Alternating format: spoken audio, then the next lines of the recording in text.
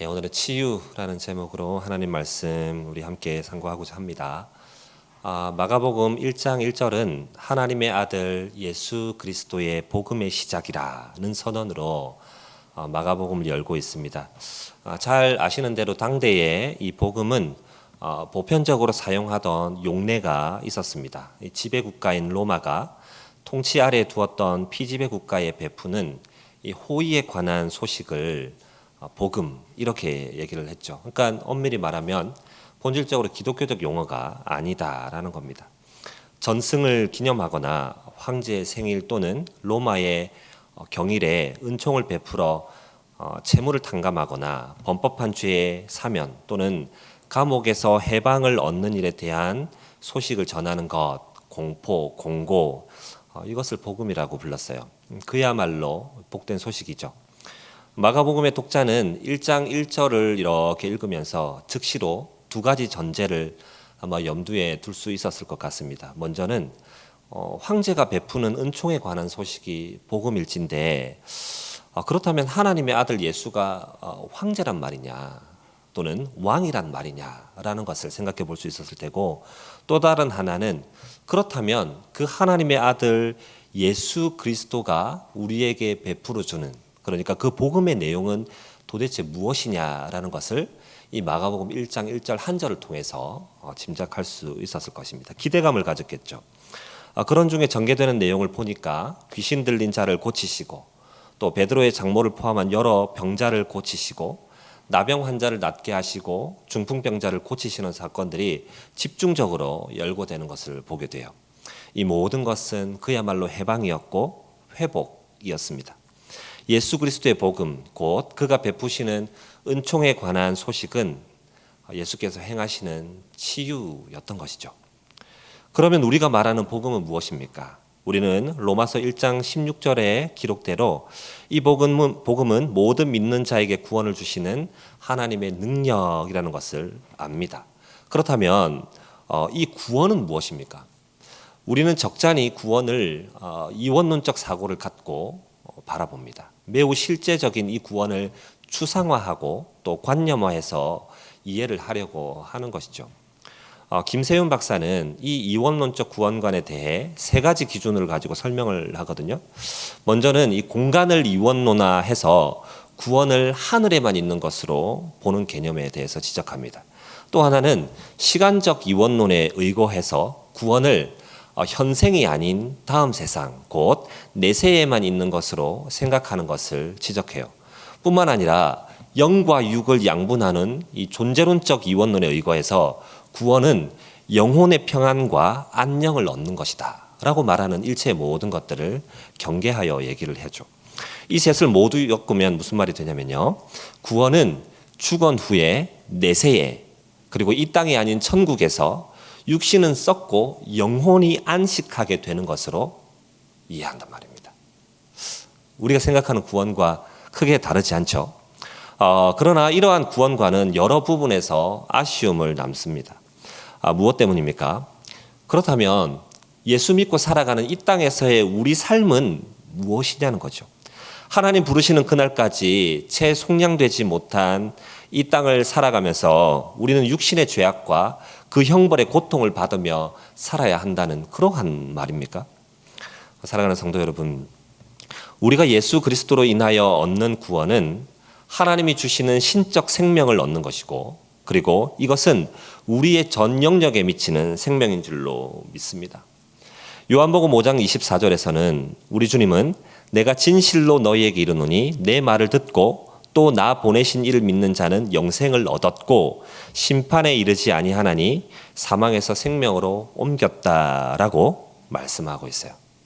미래에 완성될 구원이라고 말할 수 있지만 예수님이 이 땅에 오심으로 이미 하나님의 나라는 임하였고 우리에게 이미 도래한 구원이라는 것을 얘기해 주고 있다는 것이죠. 이게 매우 신비로운 일이죠. 이미 실현된 구원을 말씀하고 있어요. 물론 우리는 오늘 이 땅에서 우리에게 허락된 구원을 완전하게 완벽하게 누릴 수는 없습니다. 하지만 창세전에 이미 시작된 우리의 구원이 완성되는 그날까지 부활의 첫 열매 되신 예수로 인하여 구원의 첫 열매를 맛보며 살아갈 수 있는 것이죠.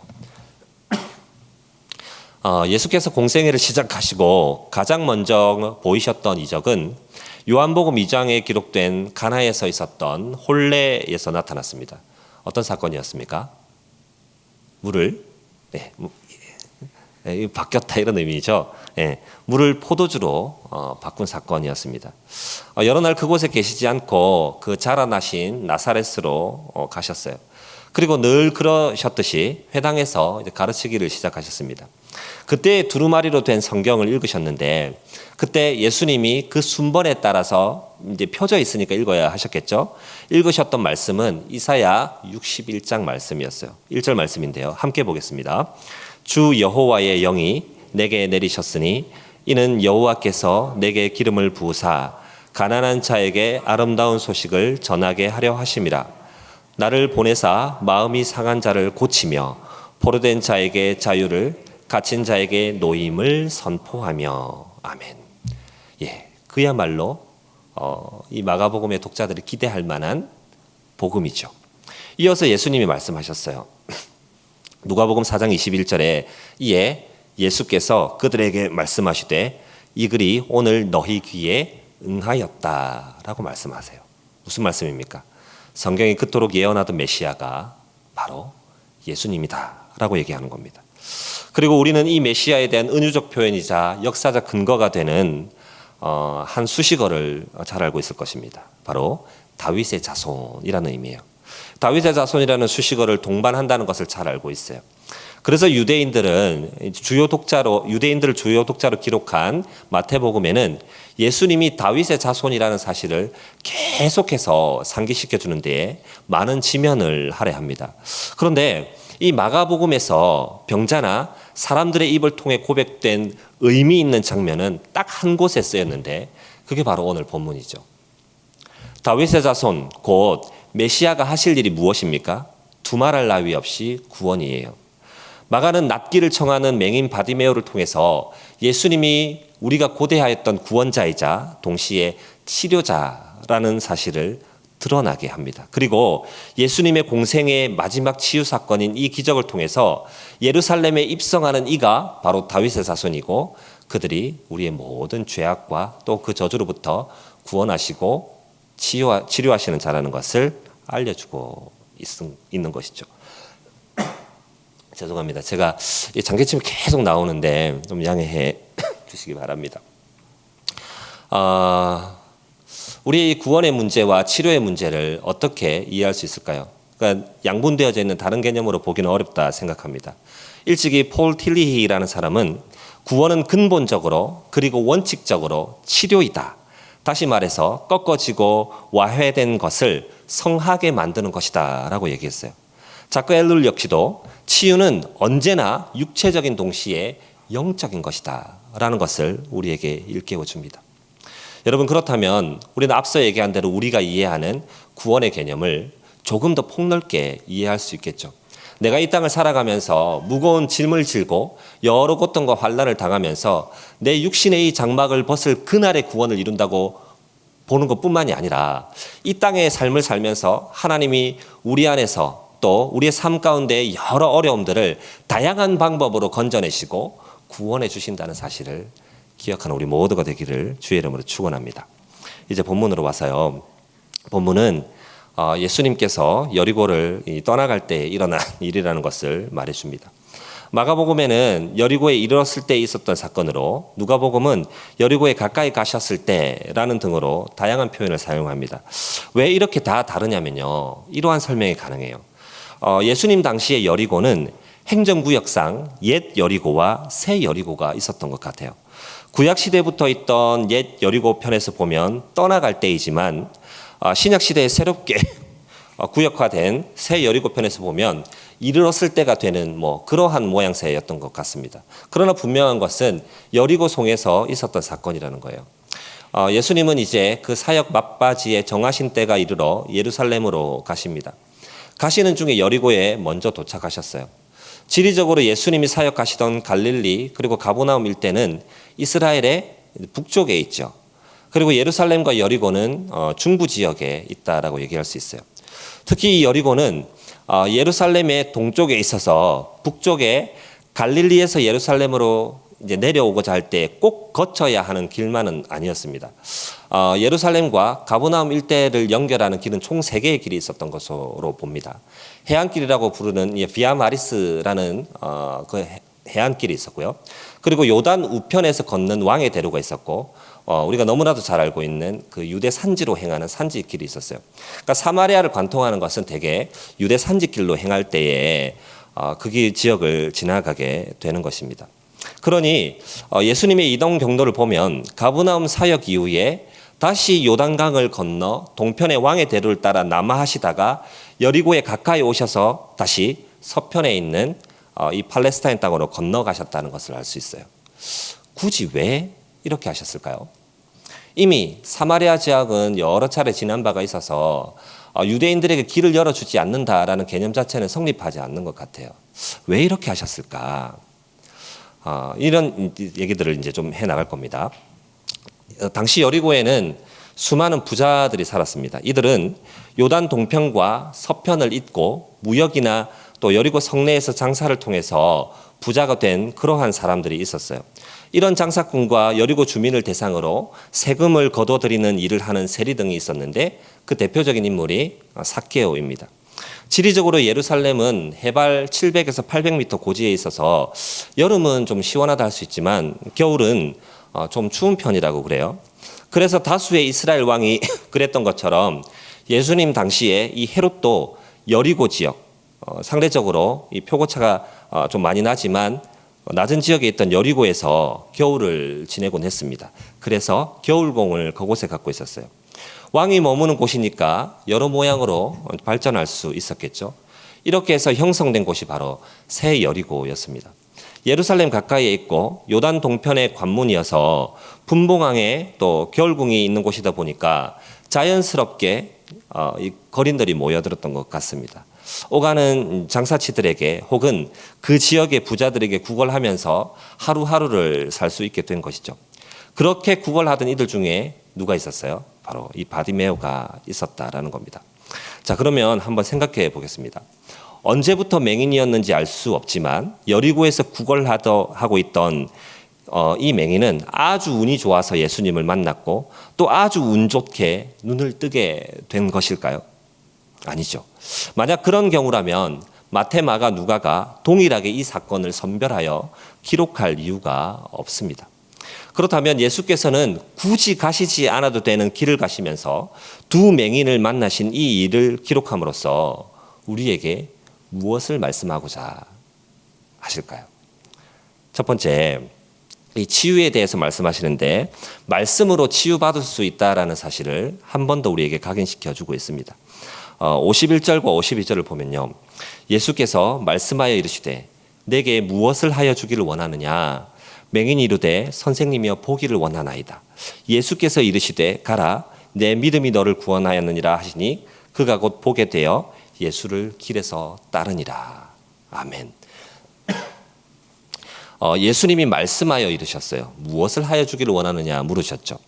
맹인의 대답을 듣고 예수님이 또다시 얘기를 하시는 것은 예수께서 이르시되 가라 내 믿음이 너를 구원하였다 말씀하십니다. 예수님이 행하셨던 치유의 방법들은 실로 다양합니다. 능력의 손으로 만지실 때 치유받는 역사가 일어났습니다. 침과 진흙을 이겨서 베사다의 맹인을 치유하시는 일도 행하셨습니다. 그러나 예수님의 가장 일반적인 치유 방법은 말씀이었어요. 거듭 말씀드리지만 하나님의 말씀은 그 자체가 능력이지 않습니까? 하나님은 그 능력의 말씀으로 세상을 창조하셨어요. 아멘이시죠? 그리고 그 능력의 말씀이 육신이 되어 오신 이가 바로 예수님이에요. 요한복음 1장 1절은 태초에 말씀이 계시니라. 이 말씀이 하나님과 함께 계셨으니 이 말씀은 곧 하나님이시다 라고 우리에게 말씀해 주고 있습니다. 능력의 말씀을 또한 살아있는 그 말씀이라는 것도 우리는 잊어서는 안 되죠. 우리가 성경을 말씀이라고 말합니다. 그러나 이것은 활자로 된 어떤 책을 말하는 것이 아니지 않습니까? 우리 안에 실제로 살아 역사하는 말씀이시고 하나님 그 자체인 것이죠. 그래서 때때로 우리가 말씀을 읽으면서 말씀을 받는다, 설교를 들으면서 설교를 받는다, 말씀을 받는다 하지만 그것은 동시에 하나님을 우리 안에 받는 것과 같은 의미라는 것을 우리는 너무나도 잘 알고 있습니다. 이런 기준으로 본다면 능력의 말씀이신 예수님이 접촉할 때 나음을 입는 것은 매우 당연한 일 아니겠습니까? 능력의 말씀대로 피조세계가 이루어졌듯이 육신을 입으신 말씀은 세상 모든 것에 능력으로 역사하십니다. 그리고 이 능력의 말씀이 우리 안에 역사하는 방법이 어떻게 나타납니까? 그것은 바로 은혜로 더하여 주신 믿음으로 말미암는 줄로 믿습니다. 능력의 말씀이신 예수님은 인생들을 치유하실 때 그들의 믿음을 요구하시죠. 오늘 본문이 분명히 밝혀주고 있습니다. 가라, 내 믿음이 너를 구원하였느니라. 이뿐이 아니죠. 백부장의 믿음, 왕의 신하의 믿음, 가나안 여인의 믿음은 구원이 필요한 그들의 삶을 고치시고 건지시는 데에 중요한 역할을 했다는 것을 우리는 잘 알고 있죠. 요한복음 6장 51절에는 우리 주님은 나는 하늘에서 내려온 살아있는 떡이니 사람이 이 떡을 먹으면 영생하리라.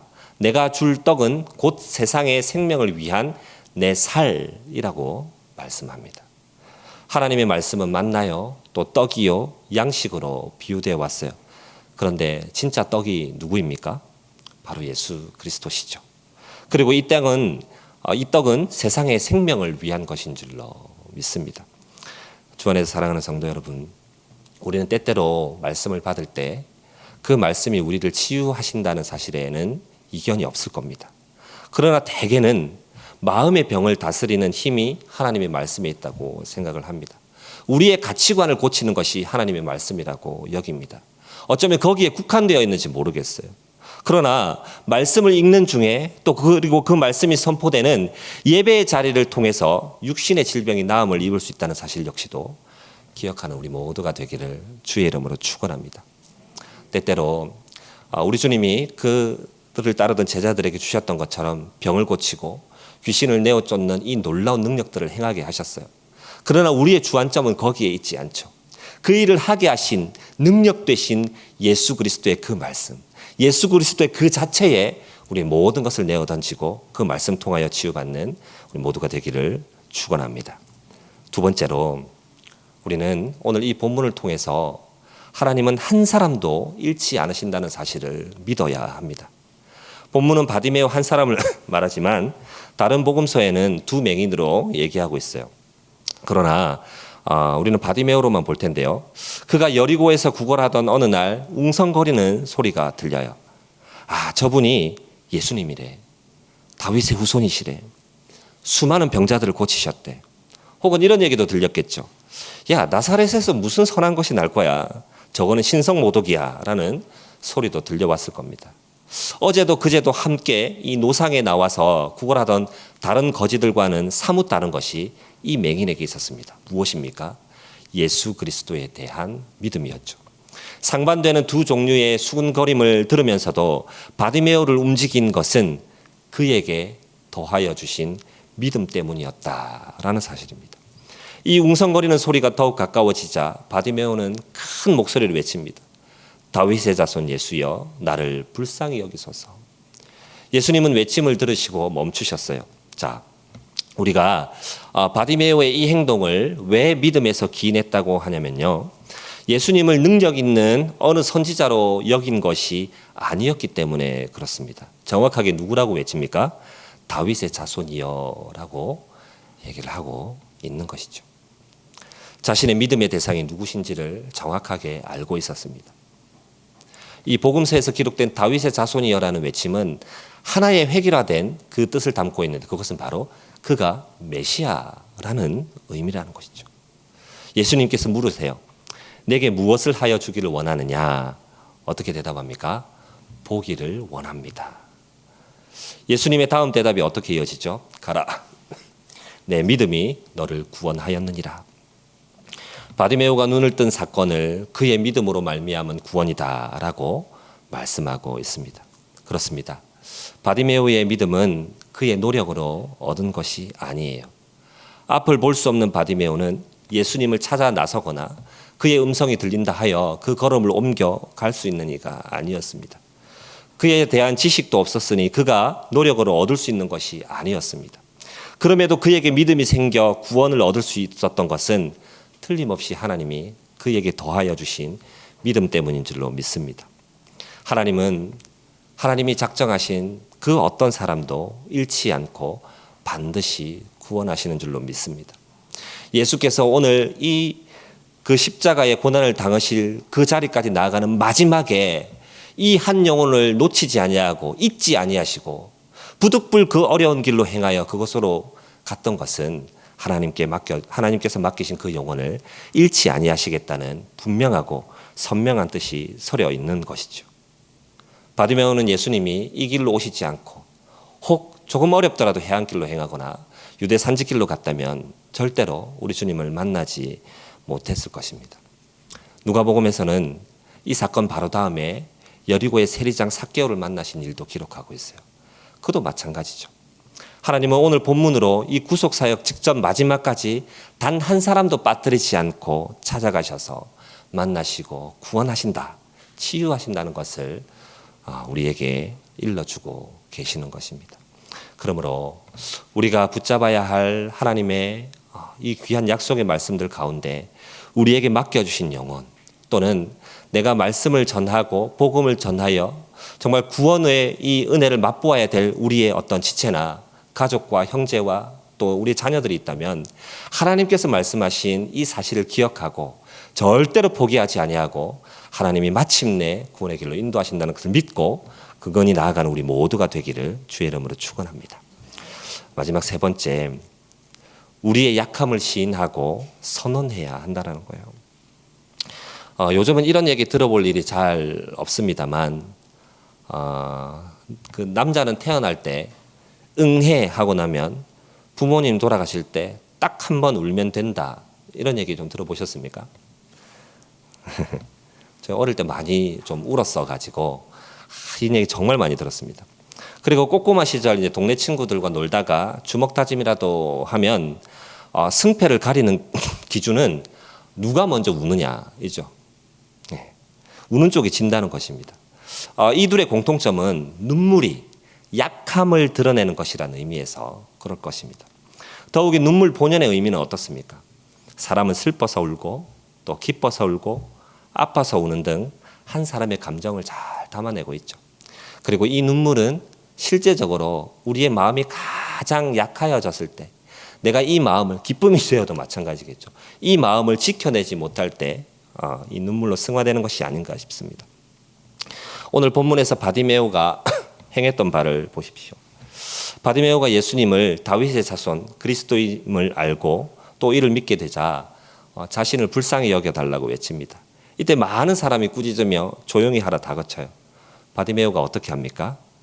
그가 더욱 크게 소리질러 이르되 다윗의 자손이여 나를 불쌍히 여기소서 하는지라.